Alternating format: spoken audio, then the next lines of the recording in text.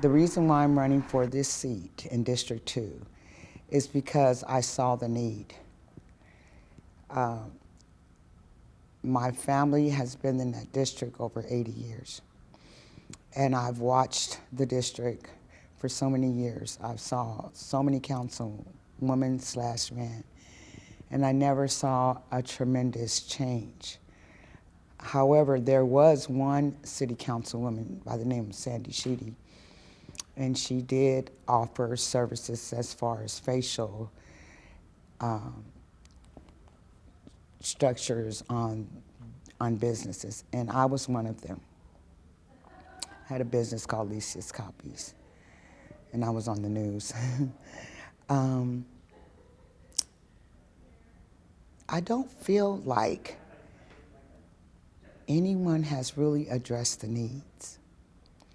There are several needs that needs to be addressed, and they need to be addressed immediately. I have background in criminal justice. I have background in homelessness. I have background in education. I have background in foster care. I have background in hiring, reviewing and detailing applications for individuals to get jobs. I was a recruiter for Caltrans, and I recruited electrical and mechanical engineers. So the things that I have experience in, those are the needs in that district.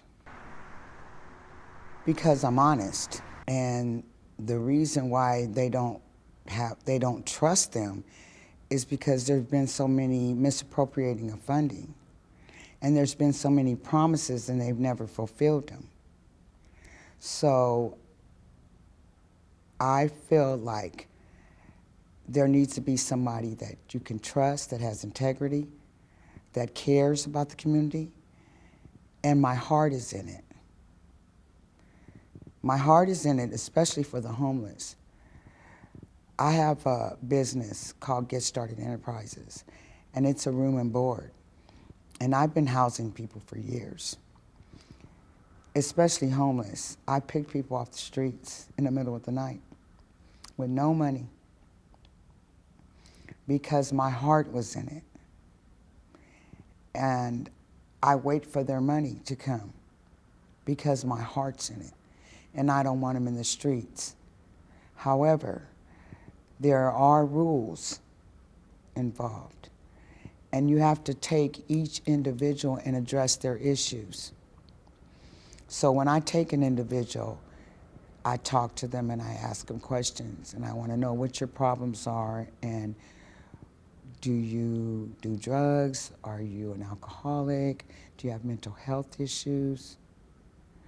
And when I take them, if they have these issues, I give them a chance, and I provide them services so they can get assistance. So that would be the same thing that I would do for the community. I would need a team. And in that team, I would have teams within teams to address several issues, right? A mental health team, job team,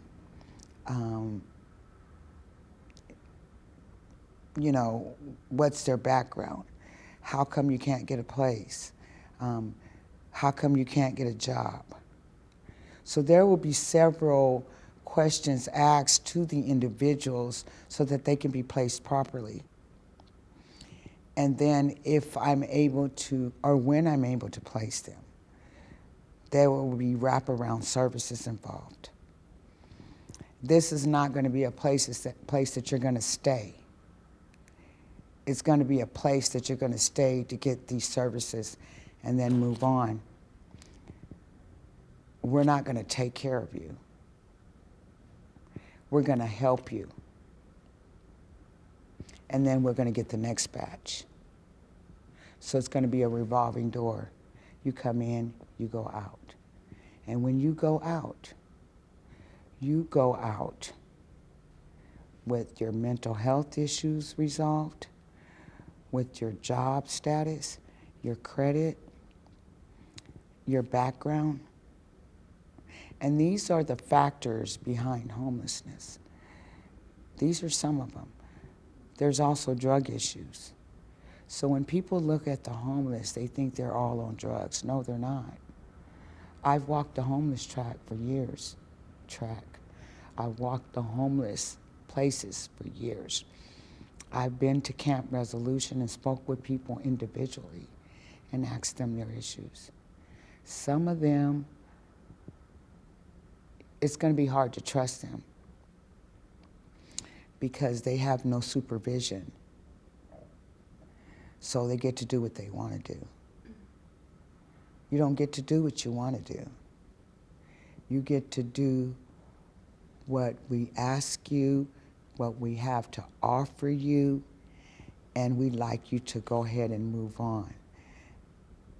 And we want to make sure that you're able and you're capable to gain stability. I feel really great. I love my community. I was born and raised there, and you're going to make me cry. I was born and raised in District 2.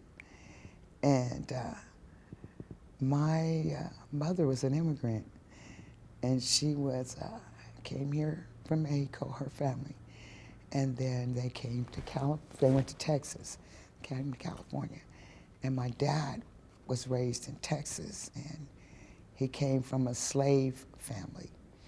And they stuck out in the middle of the night and came to California. Then my parents got together, and my mother had a 7th grade education. Then she became a teacher. And my dad, he took care of horses when he got here. And I was here through the flood. I was there through the flood in 1986, it was either 1986 or 1989. We were in boats in the flood, and the majority of the community moved, but we didn't. My dad built that house. He lifted it from the ground, and he built on the bottom, and he built so that it could never flood again, and it's still there. So we never left. We stayed because we love our community. And my mother always says, it's not the Heights, it's you. It's not District 2, it's you. You can live anywhere, but if you're not able to cope what's going on, and you think that just because there's drugs, alcohol, gun violence, and things of that nature that would keep you from staying there, you're real wrong, because it's you. It's not the area.